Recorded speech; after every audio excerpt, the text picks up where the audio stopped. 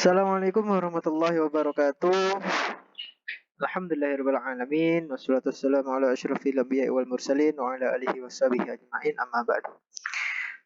Baik, bertemu lagi dengan kami mahasiswa Unisma PPL semester 7 yang mana pada hari ini akan menjelaskan tentang sistem pemerintahan Daulah Abbasiyah. Baik, kita lanjut ke pembahasan pertama ya. Adapun pembahasan kita pada pagi hari ini adalah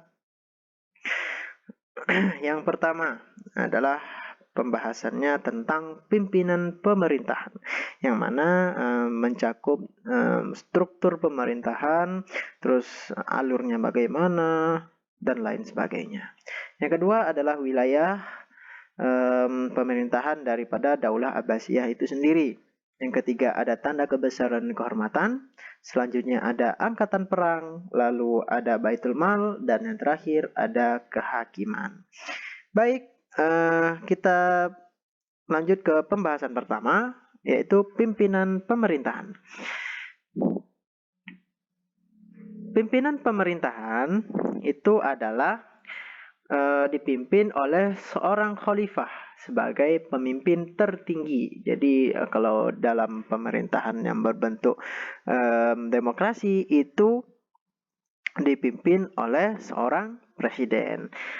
Lalu khalifah itu dibantu oleh wizarat atau yang dijabat sebagai wazir atau yang bisa kita kenal sebagai perdana menteri. Nah, dalam menjalankan pemerintahannya itu dibentuklah Diwanul Kitabah. Nah, Diwanul Kitabah itu adalah departemen, yang mana departemen kitabah ini itu dipimpin oleh Roisul Kutab.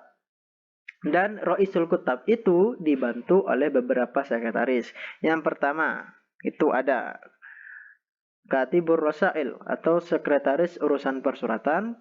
Yang kedua ada Katibul Kharaj atau sekretaris urusan keuangan. Yang ketiga ada Katibul Jundi, sekretaris urusan tentara. Yang keempat ada Katibul Syurtah atau sekretaris urusan kepolisian. Yang selanjutnya ada Katibul Qadha atau sekretaris urusan kehakiman. Dan dalam menjalankan pemerintahan negara, wazir atau perdana menteri tadi itu dibantu oleh beberapa Raisud Diwan atau kepala departemen. Nah, yang mana departemen-departemen ini adalah yang pertama ada Diwan Al-Kharaj atau departemen keuangan. Selanjutnya ada Diwan Ad-Diyah, departemen kehakiman. Selanjutnya ada Diwan Az-Zimas atau departemen penguasaan urusan negara. Selanjutnya ada Dewan Jundi, departemen ketentaraan. Selanjutnya ada Diwan Al-Mawali wal Ghilman atau departemen perburuhan. Yang selanjutnya ada Diwan Al-Barid, departemen perhubungan. Selanjutnya ada Diwan Ziman An-Nafaqat, departemen penguasaan keuangan. Yang selanjutnya ada Diwan Ar-Rosail, departemen urusan arsip. Selanjutnya ada Diwan An-Nadhar fil Madzalim, departemen pembelaan rakyat tertindas. Dan selanjutnya ada Diwan Al-Akhtas Wasyurtah atau departemen keamanan dan kepolisian. Selanjutnya ada Diwan Al-Ata wal Khawarij, yaitu departemen sosial. Dan yang selanjutnya ada Diwan Al-Akhsyam atau departemen urusan keluarga. Dan yang terakhir itu ada Diwan Al-Akarah atau departemen pekerjaan umum dan tenaga. Nah, berarti struktur pemerintahan daripada Daulah Abbasiyah itu sendiri itu yang pertama, yang paling tinggi itu ada khalifah. Nah, selanjutnya ada wazir, perdana menteri. Nah, di bawah wazir itu ada Roisul Kutab. Nah, Roisul Kutab itu ada departemen-departemennya, dan wazir, perdana menteri itu dibantu oleh departemen-departemen yang sudah dijelaskan tadi. Baik, kita lanjut ke pembahasan kedua. Nah, pembahasan kedua itu menjelaskan tentang wilayah kekuasaan daripada Daulah Abbasiyah. Baik.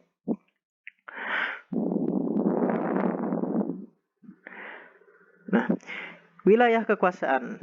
Wilayah pada masa Daulah Abbasiyah itu tata usaha negara bersifat sentralisasi atau disebut juga dengan istilah An-Nidhamul Idari Al-Markazi. Dan wilayah negara itu dibagi ke dalam beberapa provinsi yang dinamakan dengan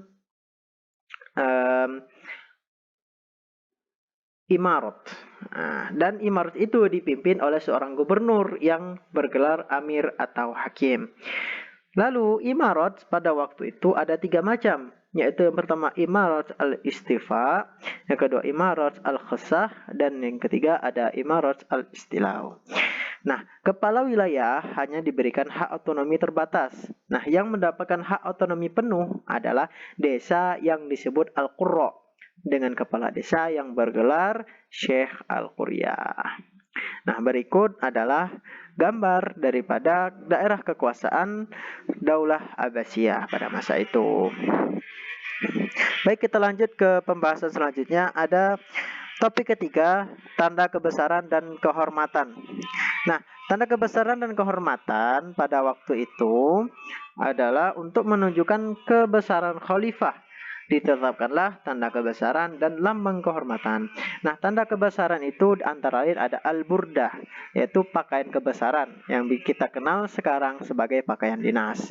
Yang kedua ada al-khotim, atau itu cincin atau stempel. Yang ketiga ada al-qadib atau semacam pedang. Nah, sekarang itu semacam pedang itu mungkin waktu dulu itu dipakai oleh para tentara, polisi dan sebagainya, atau petugas keamanan pada waktu itu ya.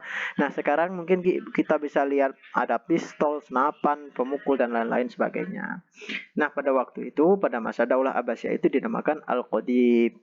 Lalu tanda-tanda kehormatan atau lambang kehormatan yang dipakai itu adalah yang pertama al-khutab, yaitu pembacaan doa bagi khalifah dalam khutbah Jumat.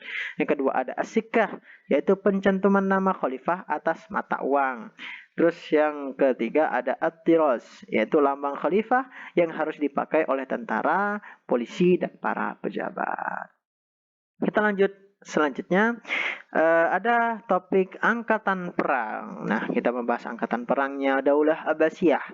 Nah, pada masa Daulah Abbasiyah itu sendiri, angkatan perangnya, struktur kemiliteran sudah tertata di bawah Diwan Jundi atau Departemen Prajurit atau Departemen keamanan. Nah, Dewan Jundi itu terdiri dari angkatan darat dan angkatan laut. Berarti pada masa itu belum ada angkatan udara, masih angkatan darat dan angkatan laut saja. Terus Dewan Al-Jundi itu terdiri dari Al-Jundul Mustarziqah atau tentara tetap dan bergaji dan tinggal di asrama, dan Al-Jundul Al-Mutawwi'ah atau relawan. Berarti tentara pada masa itu ada 2, yaitu tentara yang bergaji, tentara tetap, dan juga tentara relawan yang mana direkrut pada waktu perang-perang besar. Dan yang lalu kesatuan tentara pada masa itu terdiri dari Arif, yang mana Arif itu yang membawahi 10 prajurit. Di atasnya ada Nakib. Nah, Nakib ini membawahi dari 10 Arif. Di atasnya lagi ada Qaid yang membawahi 10 Nakib. Dan yang paling atas ada yang namanya Amir, yang mana Amir ini membawahi 10 Qaid. Baik, untuk pembahasan selanjutnya ada Baitul Mal. Nah, Baitul Mal Baitul Mal. Apa itu Baitul Mal? Nah, Baitul Mal itu adalah sesuatu yang berfungsi sebagai lembaga keuangan yang menopang segala kebutuhan pemerintahan. Nah, Baitul Mal sendiri itu terbagi menjadi 3, yaitu yang pertama ada Diwanul Khazanah yang mengurusi perbendaharaan negara, yang kedua ada Diwanul Azra'u yang mengurusi kekayaan negara dan hasil bumi, dan yang ketiga ada Diwanul Khazainu As-Silah yang mengurusi perlengkapan perang.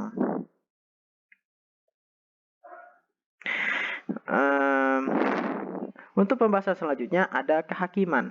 Nah, kehakiman ini adalah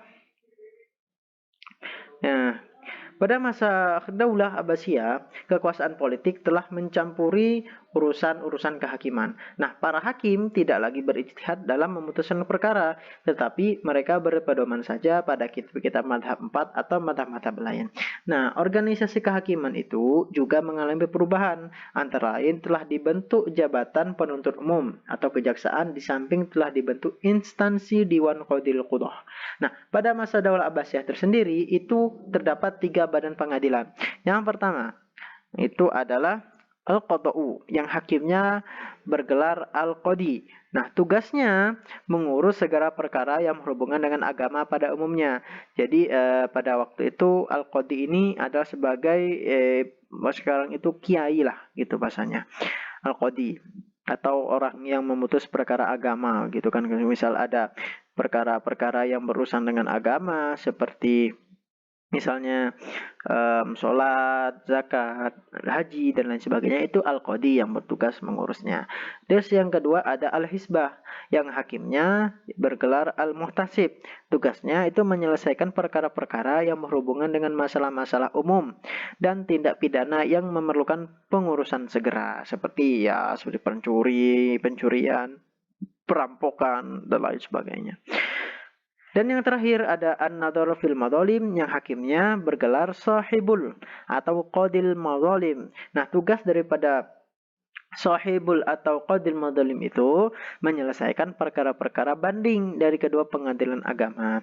Jadi misal ada yang mengajukan banding atau mengajukan tuntutan lagi, berarti itu tugasnya sahibul atau qadil madzalim.